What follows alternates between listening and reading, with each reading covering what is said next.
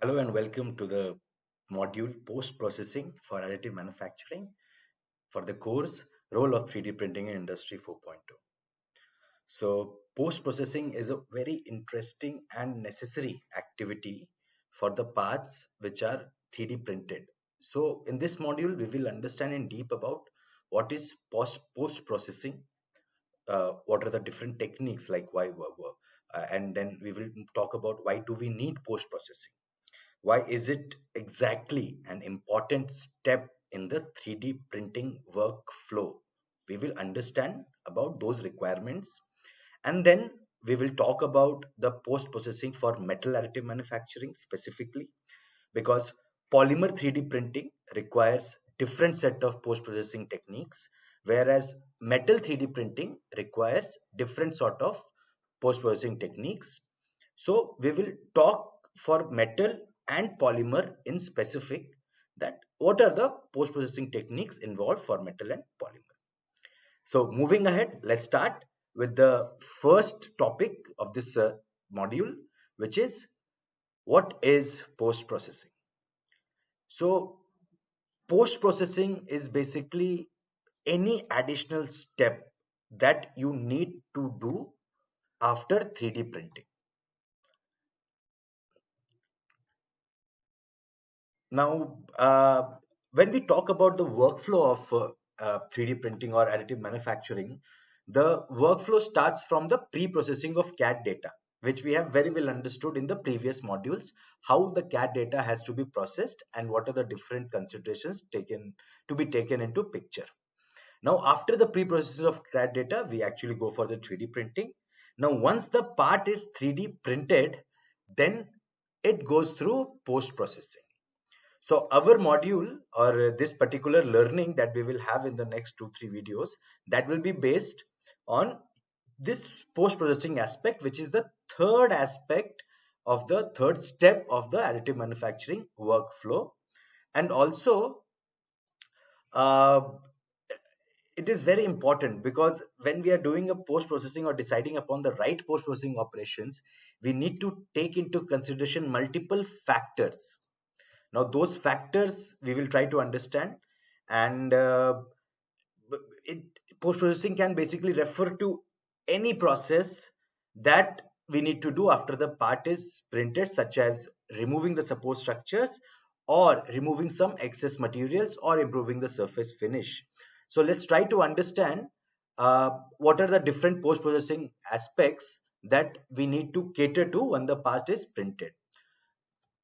So one of it can be support removal, basic support removal. We saw in the previous modules where we spoke about support structures which are required for certain processes such as selective stereolithography, SLA, and metal 3D printing, as well as for FDM supports are required. But these supports are something that you don't want in the part. They are not required based on the design and functionality of the part, so you need to remove them after the parts are printed because their job is done, and that is why they are called as the sacrificial structures used during printing. That would be the appropriate the definition of support structures. So you need to choose a post processing method which will help you in removing those support structures. Then we talk about improving the surface finish using post processing. Now, many 3D printing processes give a certain amount of support structures, a certain amount of surface roughness. Now, it may be that based on the end application, the surface roughness is not good enough and you need to improve upon it. Or when you are getting these line marks, you need to remove the line marks that have been developed through 3D printing. And to remove that, you need to go for a particular surface finishing technique. Then there is machining. Now, if you have provided some extra stock on a metal part, now machining is usually considered for metal 3D printed parts.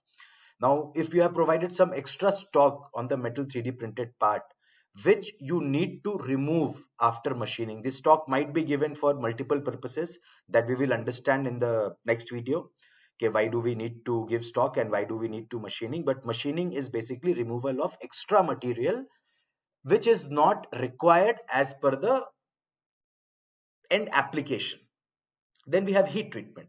Now, heat treatment is usually done to alter the mechanical properties or to alter the microstructure in metal 3D printing. Again, heat treatment is something related to metal 3D printed parts. Then we have joining. Now, sometimes uh,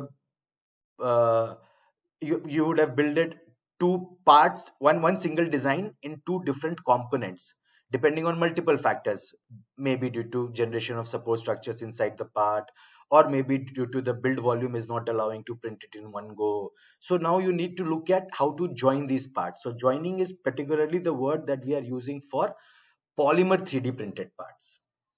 And when we talk about joining in metal, then definitely it has to be done through welding processes. There are multiple welding processes that can be done, can be used to join metal 3D printing part in the post-processing stage, such as TIG welding, MIG welding, robot-based laser welding. Multiple type of welding techniques can be used depending on the material and the part. And then one of the most mandatory post-processing step is powder removal for powder based techniques such as MJF, SLS and others.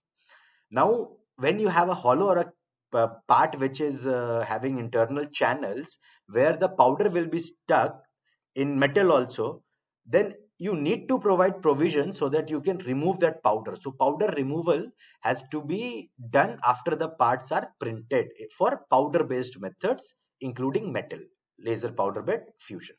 Now, all these techniques that you see, they have to be planned well in advance during your pre-processing stage of the CAD data itself.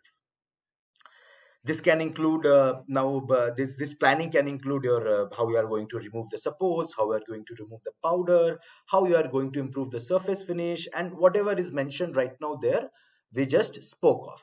So these are the post-processing techniques that we will be doing after a part is printed. Now let's think about the factors on which a post-processing technique is depending. So a post-processing technique basically depends on the printing technology that you are using, because depending on the printing technology, you will have a specific type of support structures which you need to remove. You will have a specific kind of surface finish, line marks, powder finish, matte grainy finish, depending on what kind of printing technology you are using. Then it also depends on the materials which are being used for 3D printing.